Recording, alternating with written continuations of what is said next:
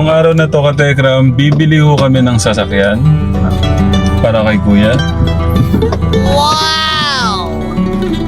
Hindi nagulat. Ha?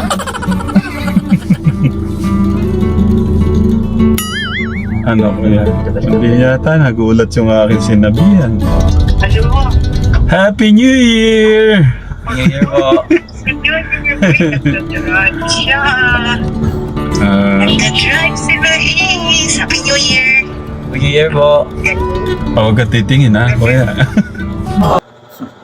So yun po guys, tapunan natin. So just heads up lamang po. In this video is pag-uusapan po natin itong nakakatuwa nga po na ginawa ni Luis para sa kanyang tatay Tekram. Dahil nga po, ipinag-drive nga po niya si Tatay Ram nga po niya. Nakakatuwa lamang po makita na ngayon po, or dati po si Tekram po yung nag-drive para sa kanya. Pero ngayon po dahil nga po marunong na po mag-drive si Luis. Although hindi pa siya ganun kagaling mag-drive, pero talagang ipinag-drive po niya ang kanyang tatay Tekram. So nakakatuwa lamang silang panoorin. So ibig sabihin lamang po nito is talagang bibili na po siguro yung sasakyan na ipinangako para kay Luis. So alamin po natin sa vlog po nila na ito kung ano nga bang plano po nila tungkol nga po dun sa sasakyan ni Luis. Kasi nga po alam naman po natin na may plano po talaga na bilhan ng car si Luis, especially po ngayon na marunong na po siyang mag-drive. So ito po ipagpatuloy po natin ang panunood.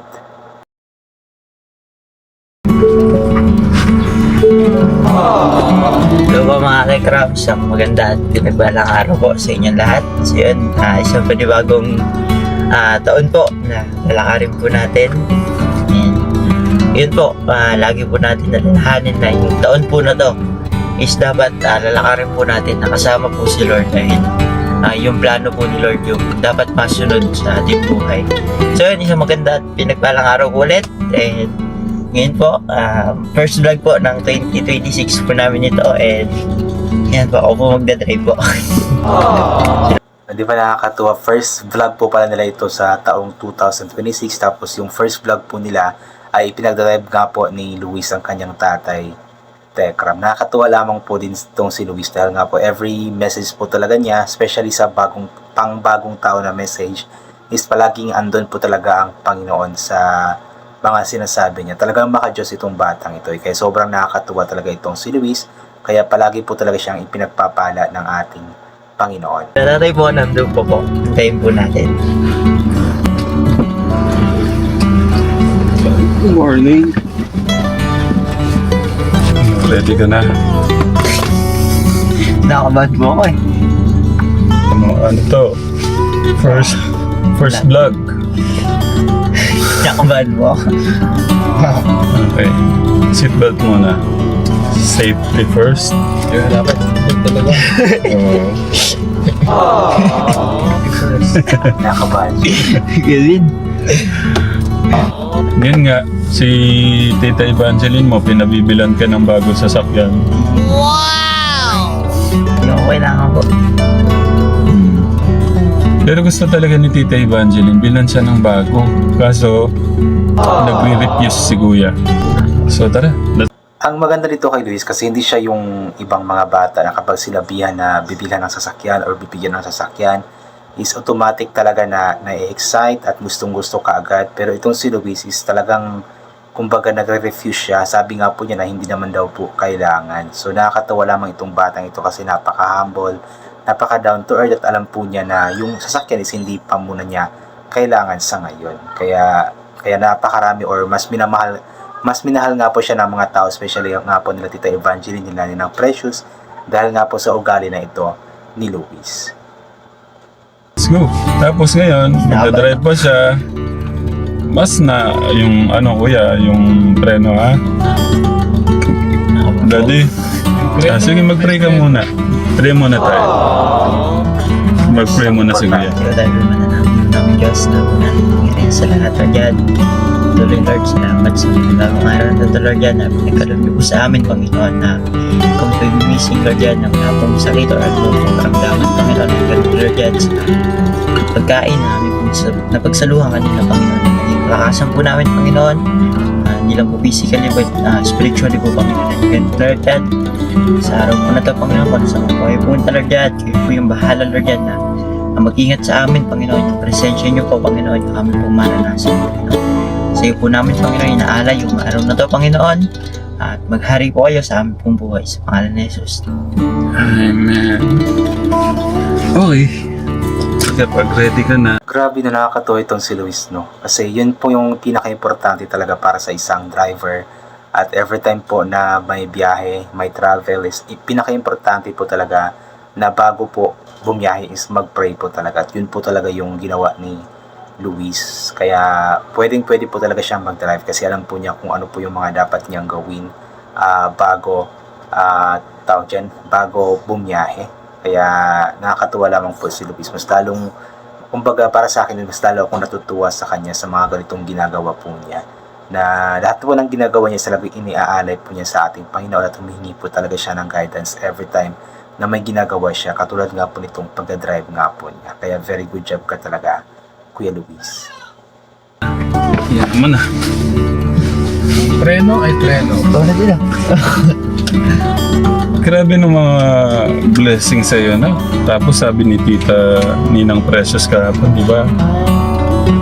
Dahil si Kuya din talagang ayaw na naman din ng, di ba, nag-promise si Ninang Precious na pang bibilan siya ng sasakyan, pinapili siya.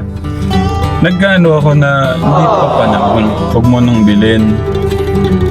Tapos nag-okay si Ninang na, o sige sana na lang pagkatapos mo Kuya, bibilin ko yung sasakyan. Kaya parang may ano siya ngayon, ay parang reward ba na iniisip kailangan. Pero sabi nga ni Kuya, paulit-ulit nga sinasabi kay Ninang Precious, hindi naman po kailangan. Mas maganda yung pinaghihirapan, sabi nga ganon.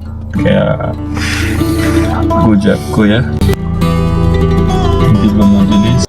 Talagang yung pag-iisip ni Luis is napaka-matured po. Alam niya na hindi pa niya kailangan sa ngayon yung sasakyan since may motor naman po siya. Although parang nasira po yung motor niya, pero yun nga, lagi po niya sinasabi sa mga sponsors, sa mga nagmamahal sa kanya na hindi pa po niya kailangan yung sasakyan sa ngayon. So napaka-humble talaga na bata, napaka-down to earth, talagang marunong siya mag-isip, napaka-matured po niya mag-isip.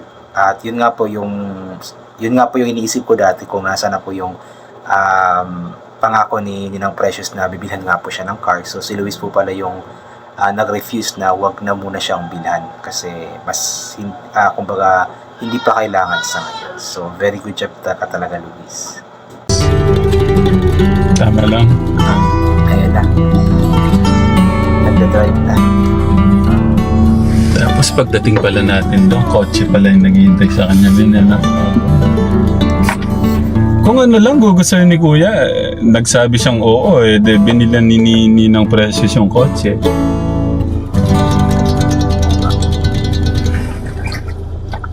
Tama, kung inaccept ni Luis yun, sigurado kung meron na siyang car sana sa ngayon. Pero yun nga, iniisip ni Luis yung mas makakabuti at mas importante para sa kanya. So, sa ngayon, hindi pa importante sa kanya yung car kasi nga po may masasakyan pa naman siya.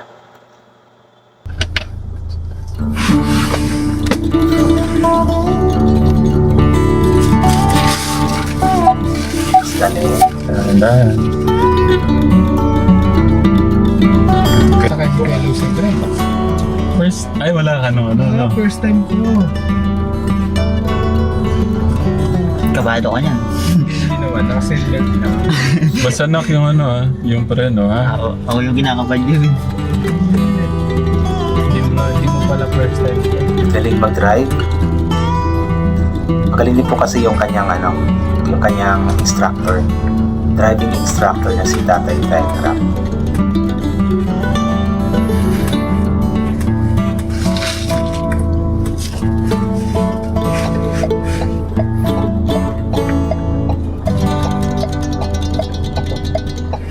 Nakakatuwa panoorin, no?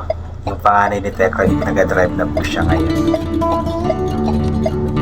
Parang kailan lang, ang late pa ni Luis eh. Hindi pa kayang mag-drive. Ngayon, magaling na mag-drive. License na lang yung kulang.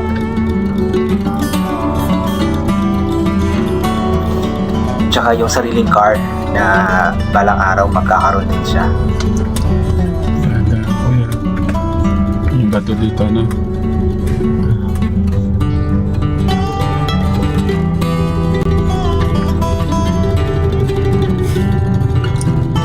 kay Tita Jean. Regalo kay Tita Jean.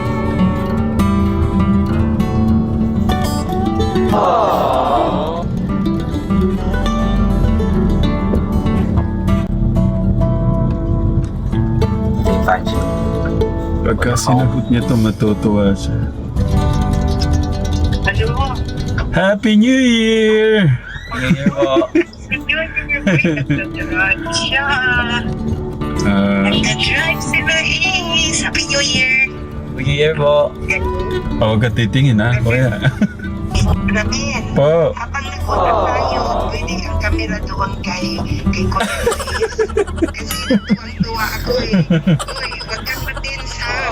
Gusto ko lang makita itong binata natin, no? Natuwa ako kasi nakita ko nag-drive si Kuya eh. Tuwang-tuwa ako. Kaya yan, ulitin ko yan si Nina. Ngayon talaga na taon na ito ilalabas yung coaching pinangako niya. Kailangan to pa rin talaga niya ngayong taon talaga na to. Nag-usap na po kami kahapon, tita. At sabi nga po, nag-ano din si kuya na hindi naman pa kailangan. Kaya sabi ni Ninang sa, sige sa graduation mo na lang. Sa ano po. Sa... Biniro ko nga sa graduation, pagka-graduate po niya sa college. Ay, ang tagal nun. Ang tagal. Matik. Hindi, kailangan magamit ni Luis yun sa pag nagpasok na siya sa college. Ayun, kailangan niya. Eh, bakit kailangan mag-graduate pa sa college? Saka pa ibigay yung kotse, di ba? Ang layo pa nun eh. Ang tagal pa nga po nun eh. Kung halimbawa, depende kung ano yung course na kukunin ni Luis. Kung halimbawa, 4 years na course, so 4 na taon pa, mag-aantay si Luis bago magka-car. So tama po yung sinasabi din po ni Tita Evangeline na ang tagal pa nun. Pero nakadepende din po talaga yun kay Luis kung kailan po talaga niya gusto. Basta andyan lamang po palagi sila Ninang Precious, sila Tita Evangeline, na handa nga pong ibigay kung ano po yung pangangailangan ni Luis at gusto po niya. So yun po, I think hanggang dito na lamang po muna itong gagawin ko na reaction video. So God bless po sa ating lahat at bye for now po.